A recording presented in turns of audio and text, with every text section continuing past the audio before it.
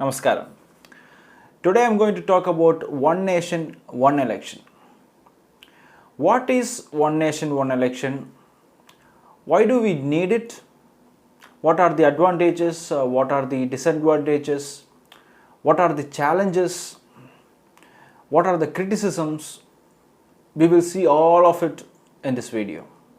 One nation, one election. If you see, Lok Sabha elections and the state elections in India do not happen at the same time. The Lok Sabha election happened in 2019 and the next Lok Sabha election will happen in the year 2024.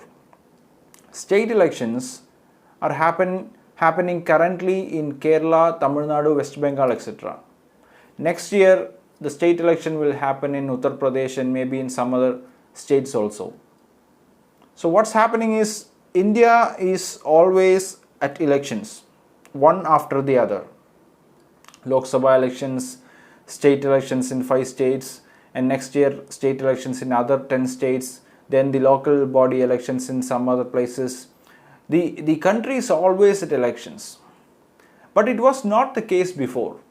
At one point of time, the Lok Sabha elections and the state elections, everything was happening at the same time. This topic of one nation, one election, this came into a point of debate again because in one of the recent speeches, Prime Minister Shri Narendra Modi commented that India lacks in these two issues.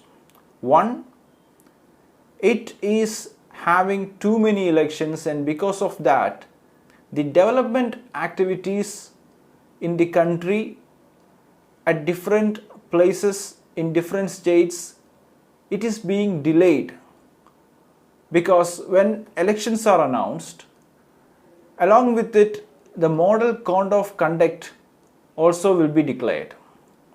After the model code of conduct has been declared by the election commission, a government cannot announce any new projects for that particular state.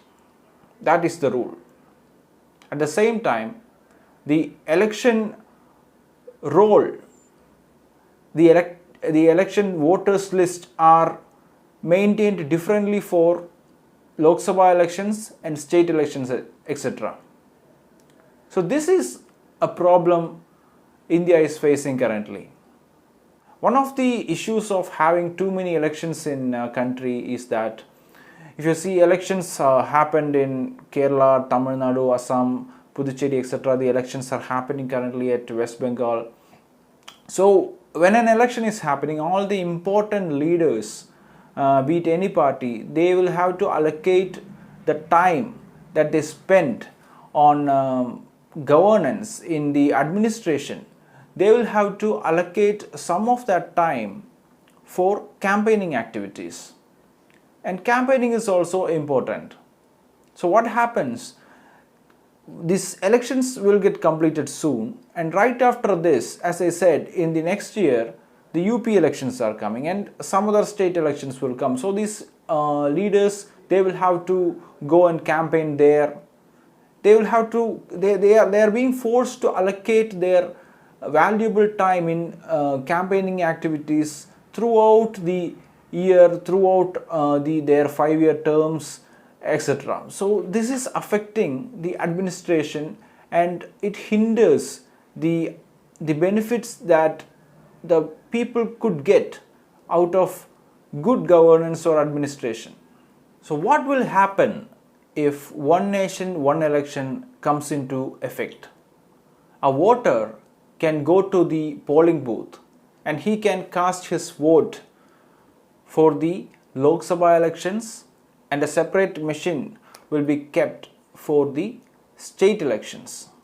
He can go to that machine and he can cast his vote for the assembly elections also. At the same time, he can cast his vote for both the elections, and he has to come back to the polling booth only after 5 years. There are only one elections in many countries like South Africa, Sweden, Indonesia, Germany, and many other European countries. In all those countries, there is only one election. In India also it was the case. until 1967. From 1967, due to many reasons, a lot of state governments were dissolved by the then ruling central government. In 1970, the central government itself got dissolved.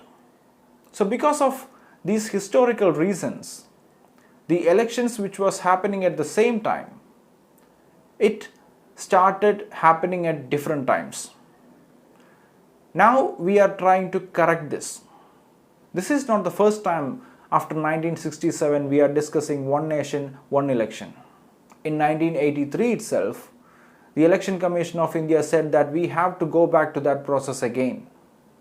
In 2003, Atal Bihari Vajpayee ji met with Mrs. Sonia Gandhi and he said she is also welcoming this proposal. In 2010, L.K. Advani ji met with Dr. Manmohan Singh and Pranab Mukherjee, and he also said that both of them are also happy to do this. But due to different reasons, it didn't happen until now. In 2015, in a report prepared by the Parliamentary Standing Committee, that report said that one nation, one election will help curb the expenses of conducting an election significantly. It will also help in addressing the issue of policy paralysis which results from the imposition of Model Code of Conduct by the Election Commission of India whenever an election is announced. The report also mentioned about the impact of delivery of essential services. The report also said about the burden of essential manpower that this country has to deploy whenever there is an election. And there is one other important issue which this one nation, one election will address, which is the black money. Elections are opportunities for some of the people to convert this black money into white. As elections happen in India all the time, they get this opportunity very frequently. If election starts to happen in India only once in 5 years, then they will have to wait for that opportunity, and it is ample time for the appropriate department to catch them red-handed. Regarding this one nation, one election, the Law Commission has recommended some key points. We will see that. I'm going to quote 2 key points here. One of the usual questions that people ask whenever we discuss one nation, one election is that what will happen if a state government is dissolved by the central government after we implement this one nation, one election? Valid question. One of the recommendations of the Law Commission has answer to this question. If a government falls before it completes its term, the term of the new government will only be for the remaining period. Another important recommendation of the Law Commission is that every no confidence motion must be followed by a confidence motion. Different options, different ideas are being suggested to synchronize state elections with the central elections. For that, some of the current governments, their term has to be extended by amending the constitution. At the same time, in some other states, the term of that government will have to be reduced by amending the constitution. Overall, the advantages are this: we will save a lot of time, we will save a lot of money, because this conducting the election is also taking a toll on our economy. We will not burden the manpower of this country, be it the election commission, be it the paramilitary forces, be it the officers who work on elections. They are being burdened currently. We will be able to curb the black money to some extent. The government can concentrate on governance and administration rather than going for election rallies and campaigning. Now we will see what are the challenges, what are the criticisms on one nation, one election concept. I will start with what some of the political parties have commented on it. The Congress opposed the idea as impractical and unworkable. The Trinamool Congress said that it was anti-democratic and unconstitutional. The CPI and NCP said that it is not feasible. the CPIM pointed towards practical problems. To pull this off, we will have to amend some of the articles in the Constitution. Amending the Constitution has been quoted by some people as one of the challenges.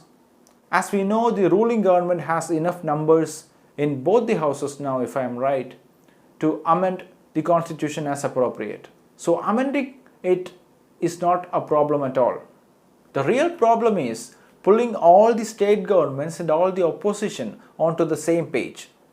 The opposition is not going to make this easy at all, because they have this opinion that if one nation, one election is implemented, then the national leaders will overshadow the regional leaders, and the problems of regional elections, the importance of regional elections and the spotlight that the regional election and the election leaders get, it will dim. Some of the people carry an opinion that if one nation, one election is implemented, the election will happen only once in 5 years. This will lead to reduction in government's accountability towards its people.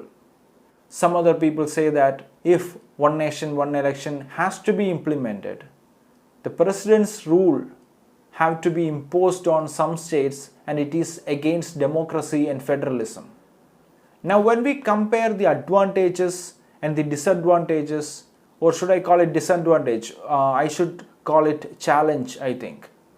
So, when we compare the advantage and the challenges or criticisms on one nation, one election concept, I personally feel the advantage has more weight than the criticisms. Because the comments of opposition parties, for example, they used words like unworkable, impractical, undemocratic, unconstitutional, etc.